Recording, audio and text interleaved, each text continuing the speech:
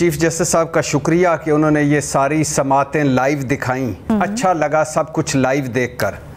بہت doubts clear ہوئے کہ فلاں بہت جینیس ہے، فلاں لاجواب ہے، با کمال ہے، فلاں کا کوئی توڑ نہیں.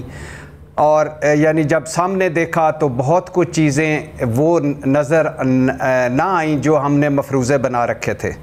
دوسرا اچھا لگا ججز کی ہیلدی ڈیبیٹ آپس میں اس کیس کے دوران. اور تیسری بات ہے کہ اس ساری سماعتوں میں اگر مجھے کسی نے متاثر کیا یا مجھے بہت اچھا لگا ان کو سن کر، وہ جسٹس منیب اختر ہیں. اور اگر مجھ سے کوئی پوچھے تو یہ ساری سماعتیں جسٹس منیب اختر کے نام.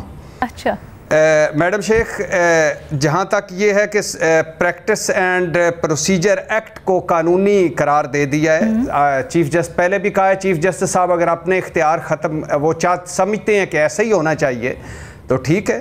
اور دوسری بات یہ ہے کہ اب فل از بینچ یا از خود نوٹس یہ 3 رکنی کمیٹی بنائے گی، 3 سینئر ججز بنائیں گے. اور اس پہ جسٹس منیب اختر کا یہ بھی ٹھیک ہے کہ ماسٹر آف روسٹر کمیٹی پہلے ایک کے رحم و کرم پر اگر آپ سمجھتے تھے ایک نے مارشاء اللہ لگایا ہوا تھا یا ایک کی ساری چل رہی تھی اور ایک کی پر سارے 14 ججز تھے، تو اب 3 کے رحم و کرم پر باقی 12 ججز. سر بڑے شکوے شکایات ہم نے دیکھے خاص کر پچھلے دور کے اندر اور اس سے پہلے بھی. کیا آپ کو لگتا ہے ان کا کچھ ازالہ ہو پائے گا اب اس کے بعد؟ جی میڈم شیخ، تو یہ اب یہ بھی ہے کہ اب یعنی 3 پہ کے رحم و کرم پر 12 ہیں. تو اب اچھا اب یہ میڈم شیخ کہ مطلب اگر اس کو سارے کو سم اپ کیا جائے تو ایک ادھوری اور بقول پی ڈی ایم جعلی اسمبلی نے جو ذاتی مفادوں اور ذاتی انادوں پر بھری قانون سازی کی تھی، اور جس کی ٹائمنگ خراب تھی، جس کے پیچھے نیت خراب تھی، اور جو صرف اور صرف سابقہ چیف جسٹس کو سامنے رکھ کر کی گئی تھی، کوئی آئین قانون اور سپریم کورٹ کی آزادی یا اس کے لیے نہیں کی گئی تھی، اس کو تو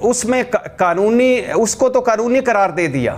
لیکن جو اس میں آخری چتر چلاکی کی تھی کہ جو اپیل کا حق ماضی سے ہوگا اس کو ختم کر دیا. اور مجھے خوشی ہوئی ہے کہ اس کو ختم کر دیا، اور بڑے قریب بھی مارجن سے ختم کیا، 8-7 سے. مطلب 8 ججز نے ختم کیا، 7 اس کے حق میں تھے. اپیل کا حق برقرار، مگر ماضی کا پہ اطلاق نہیں ہوگا. نواز شریف کے مقدمے پہ یا جہانگیر ترین یا اور بہت سارے جتنے بھی وہ آ جاتے سپریم کورٹ میں، وہ سارا ختم ہو گیا. تو سپریم کورٹ کا فیصلہ ہے، سر تسلیم خم ہے. مگر سر ابھی آخری 2 جملے میڈم شیخ. پہلی بات تو یہ ہے کہ جب اس طرح کی ادھوری اور جعلی اسمبلی قانون سازی کرتی ہے تو پارلیمنٹ اس وقت آپ پارلیمنٹ کی بالادستی میں آپ کھل کر کہہ دیں. اگر آپ خوش نہیں ہیں، آپ مطمئن نہیں ہیں، تو آپ کھل کر کہہ دیں. اس کو پارلیمنٹ میں مت چھپائیں کہ یہ پارلیمنٹ کی بالادستی ہے. نمبر 1.